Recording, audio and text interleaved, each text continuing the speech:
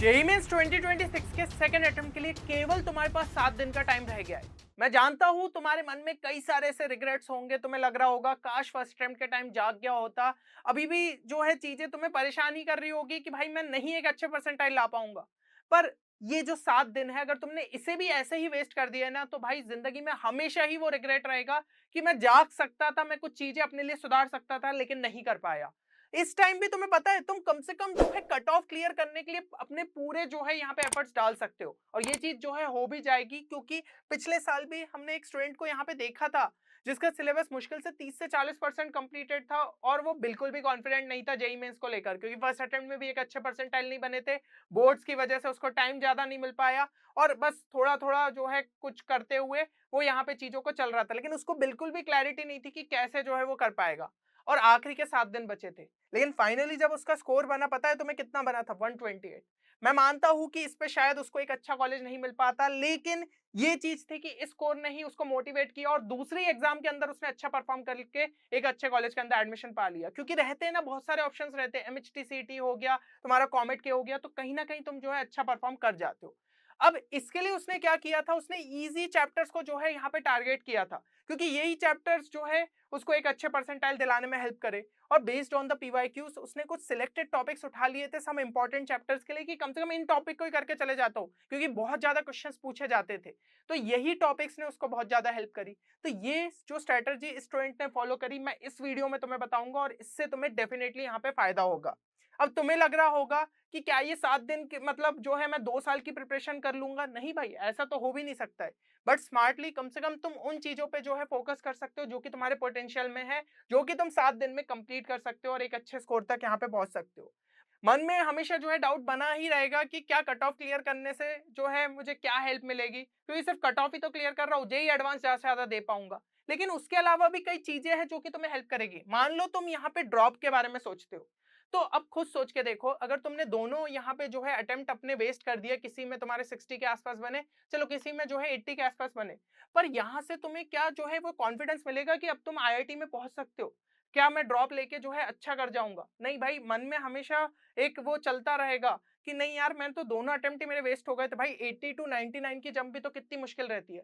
लेकिन अब दूसरी साइड अपन ये ले ले कि तुम्हें एक कॉन्फिडेंस आ जाता है कि आखिरी के 7 दिन में मैंने अपने पूरे एफर्ट्स डाले थे और मैं कम से कम 90 टू 93 परसेंटाइल तक पहुंचा, या फिर थोड़ी अगर जो है अच्छी किस्मत रही, पेपर थोड़ा इजियर लेवल पे आ गया, तो हो सकता है 95 परसेंटाइल तक भी पहुंच जाओ।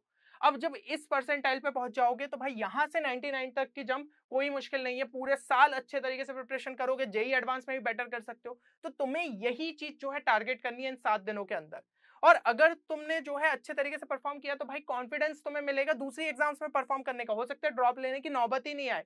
बिटसैट एक जैसी एग्जाम रहती है जो कि स्पीड बेस्ड रहती है, तो भाई जो स्टूडेंट अगर 92 93 95 ले आते हैं, वो आराम से बिटसैट के अंदर भी एक अच्छा स्कोर यहाँ पे निकाल सकते हैं। दूसरा हो जाती है वीआईटी ट्रिपल ई एग्जाम हो गई, और भी कई सारी एग्जाम्स रहती है, तो इनके लिए तुम जो है अच्छे तरीके से यहाँ पे वर्क कर पाओगे। और बिटसैट की अगर मैं तुम्हें बात करूँ ना, तो भाई सेकंड अटेम्प्ट के लिए तुम्हारे पास लगभग 2 महीने का टाइम है, तो अपने पूरे एफर्ट्स डालोगे तो उस एग्जाम को बहुत अच्छे से यहाँ पे क्रैक कर सकते हो। और स्ट्रक्चर तरीके से अगर प्रिपरेशन करना चाहते हो, तो हमारी टीम ने तुम्हारे लिए बिटसैट 2026 का क्रैश कोर्स भी लॉन्च किया है, जिसे टीम ऑफ एक्सपीरियंस बिटसियंस ने तैयार किया है, और पिछले 6 सालों से सबसे ज्यादा रिजल्ट प्रोड्यूसिंग कोर्स रहा है। तो भाई स्ट्रक्चर्ड तरीके से अगर प्रिपरेशन कर ली ना, तो बिटसैट में बहुत अच्छा तुम कर सकते हो। और यही टाइम है कि जब अपनी बिटसैट की प्रिपरेशन को तुम एक अच्छे लेवल पे यहाँ पे पहुंचा सकते हो। बाकी कोर्स से रिलेटेड अगर कोई भी क्वेरी है, तो तुम गिवन नंबर पर हमारी टीम को कांटेक्ट कर सकते हो, या सिंपली हमारी वेबसाइट पर विजिट करके डायरेक्टली कोर्स में एनरोल कर सकते हो। अब यहाँ पे अगर मैं जो है 7 डेज की बात करूं, तो 7 दिन छोड़िए, हमारे पास लगभग जो है 8 दिन का भी टाइम है, तो हम इसे 2 हाफ्स में जो है डिवाइड कर लेते। पहला जो हाफ रहेगा उसमें हम इजी और स्टैंड अलोन चैप्टर्स की दूसरे चैप्टर्स पे ज्यादा डिपेंडेंट नहीं है, और दूसरे हाफ के अंदर मोस्ट रिपीटेड टॉपिक्स पे हम जो है फोकस करेंगे, क्योंकि उनसे लगभग एक क्वेश्चन आप मान के चल सकते हो ज्यादातर शिफ्ट्स में यहाँ पे पूछ ही लिया जाता है, ठीक है ना किसी रिपीटेड टॉपिक से ऐसे करके। तो हम जो है वहां से भी एक अच्छा स्कोर यहाँ पे निकाल लेते। और मॉक टेस्ट भी जो है हम उस टाइम पे कर लेंगे, ताकि एक सेल्फ एनालिसिस मिल जाए कि हम उस स्कोर तक पहुंच भी सकते हैं या फिर नहीं। अब फर्स्ट हाफ की मैं बात करूं, तो चलो अपन पहले 5 दिन जैसे कि यहाँ पे बात करें, ठीक है ना। तो इसमें तुम्हें 13 से 14 घंटे रोज के यहाँ पे डेडिकेट करने। इनपुट मतलब 65 आवर्स का रहेगा, और आउटपुट में तुम भाई 100 नंबर यहाँ पे जो है जेईई मेंस के अंदर निकाल सकते हो। बस स्ट्रक्चर्ड तरीके से तुम्हें उन चैप्टर्स को यहाँ पे टारगेट करने की जरूरत है। तो सबसे पहले फिजिक्स में बात करूँ, आपका यूनिट डायमेंशन हो गया, काइनेमेटिक्स हो गया जिसमें 1D और 2D का पार्ट हो गया, modern physics, semiconductor, EM waves और करंट इलेक्ट्रिसिटी। इनमें से ज्यादातर चैप्टर जैसे modern physics, semiconductor, EM waves theoretical है, यहाँ पे क्वेश्चन बनने के तुम्हारे चांसेस बहुत ज्यादा रहते हैं। काइनेमेटिक्स इजी रहते हैं, प्रॉब्लम्स उतने ज्यादा टफ नहीं आते। यूनिट डायमेंशन के लिए भी सेम चीज, करंट इलेक्ट्रिसिटी का बहुत सारा पार्ट तुम क्लास 10th में कर लेते हो और जो अभी का भी है वो इतना ज्यादा टफ नहीं है। तो इनका मिला के तुम्हें इतने क्वेश्चन कम से कम जो है जेईई मेंस में देखने को मिल जाते हैं। केमिस्ट्री में बात करूं भाई, जीओसी का एक अच्छा खासा वेटेज रहता है। क्लास 11 की ऑर्गेनिक भी अगर अच्छे से कर लो, यहाँ पे 3 से 4 क्वेश्चन तुम्हारे सही हो सकते हैं। Periodicity, D and F block, ज्यादातर चीजें रटने वाली है, ठीक है ना, तो 3 क्वेश्चन यहाँ तक पूछे जा सकते हैं। फिर तुम्हारे बेसिक्स मोल कॉन्सेप्ट के होगा, रेडॉक्स रिएक्शन कर लिया तो एक आधा क्वेश्चन यहाँ से फंस जाएगा। और बायोमोलिक्यूल्स अगेन बहुत सारी चीजें याद रखने ही वाली है, तो यहाँ पे भी तुम एक आध क्वेश्चन जो है एक्सपेक्ट कर सकते हो। मैथ्स में बात करूं, सेट्स एंड रिलेशन काफी इजी है, statistics, quadratic equation, sequence series, vector 3D, ज्यादातर फॉर्मूले बेस्ड जो है क्वेश्चंस देखने को मिलते हैं। तो इतने क्वेश्चंस तुम कम से कम जो है टारगेट यहाँ पे कर पाओगे। और अब अगर तुम्हें लग रहा है कि इन सब चैप्टर्स को कंप्लीट कैसे करना है, तो बहुत सिंपल सी टेक्निक बता रहा हूँ। 2023 और 2024 के पीवाईक्यूज को एक बार फटाफट स्कैन करना स्टार्ट कर दो। मतलब जो जो चैप्टर्स बताए ना उनके पहले पीवाईक्यूज यहाँ पे उठा के देखे। अब तुमने देखा कि यार ये क्वेश्चन मुझसे बन रहा है नहीं बन रहा है, हो सकता है वो फॉर्मूला तुमने रिलेटेड पढ़ा हो तो तुम्हारे दिमाग में एक जो है यहाँ पे माइंड मैप बन जाए, हाँ इस तरीके से सॉल्व होना चाहिए। उसके बाद सॉल्यूशन चेक करो, ठीक है, अभी सॉल्व नहीं करने का टाइम है, हमारे पास टाइम नहीं है, मैं समझ रहा हूँ, तो स्कैन ही करो ना।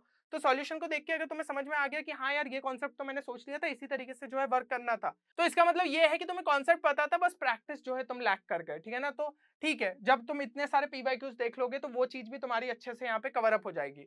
लेकिन मान लो सॉल्यूशन देख के भी तुम्हें चीजें समझ में नहीं आ रही, इसका मतलब वो टॉपिक शायद तुमने पहले पढ़ा ही नहीं था या फिर तुम्हें उसके बारे में उतना नॉलेज है ही नहीं।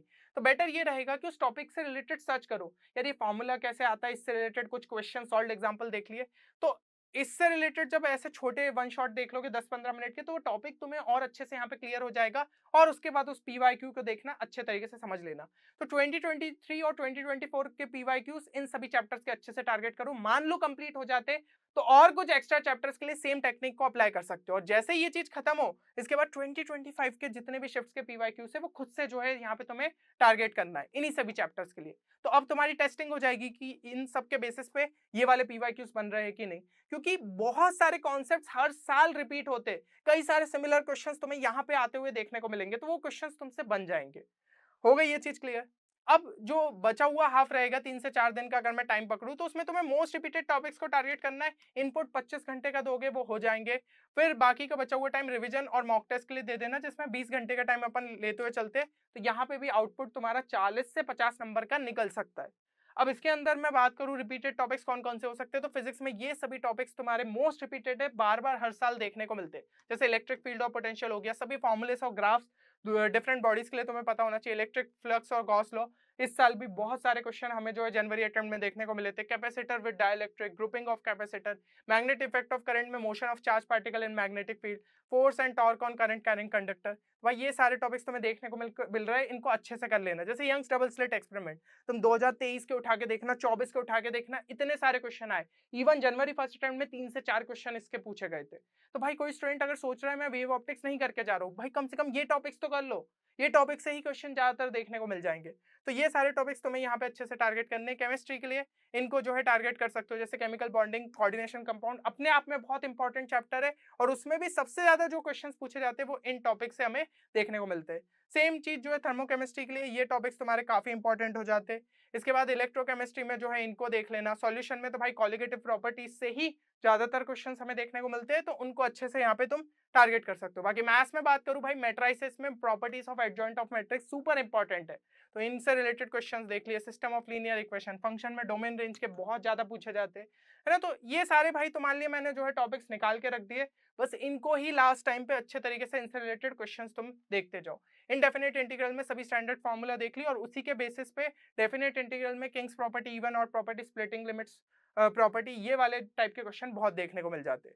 तो ये जितने भी टॉपिक्स मैंने बताए ना पीसीएम के लिए, इनके लिए सेम टेक्निक को यूज करना जो कि अपन ने फेज 1 में करी, बस वहां पे हम चैप्टर्स को कर रहे थे, यहाँ पे इन टॉपिक्स रिलेटेड क्वेश्चंस को एक बार अच्छे से देख लेना। अगर तुम ये चीज सही में अच्छे से फॉलो करते हो ना, तो जो स्कोर मैं तुम्हें बता रहा हूँ उसको तुम यहाँ पे अचीव कर सकते हो भाई, कट ऑफ तुम्हारा यहाँ पे क्लियर हो सकता है। और मॉक टेस्ट में लास्ट में क्या करना है कि जो फेज 2 चलेगा उसमें डेली का एक टारगेट लेते हुए चलो कि एक आधा मॉक टेस्ट अटेम्प्ट कर लो, और इधर-उधर जाने की ज़रूरत नहीं है। फर्स्ट अटेम्प्ट के जो तुम्हारे यहाँ पे शिफ्ट्स के पेपर हुए थे, उसे ही as a full length mock test तुम यहाँ पे दे सकते हो। तो मेरे हिसाब से सारी चीज़ें क्लियर है। तो अब भाई टाइम है कुछ कर दिखाने का, और कमेंट के अंदर ये चीज़ ज़रूर से लिख देना, आई विल नॉट क्विट। देखो भाई, तुमने जेईई की अगर प्रिपरेशन करी है ना, तो रिजल्ट कैसा रहेगा वो छोड़ दो, ठीक है? तुमने अपनी तरफ से एफर्ट्स डाले और लास्ट में तुम्हें कम से कम ये रिग्रेट नहीं रहेगा कि मैं आखिरी में जो है भाई फील्ड छोड़ के भाग गया। ये 7 दिन भी प्रॉपर अपने जो है एफर्ट्स लगा दो, कुछ एक ना एक अच्छा रिजल्ट तुम्हारे लिए ज़रूर यहाँ पे वेट कर रहा होगा। चलो मिलते हैं नेक्स्ट वीडियो में, तब तक के लिए take care and good bye.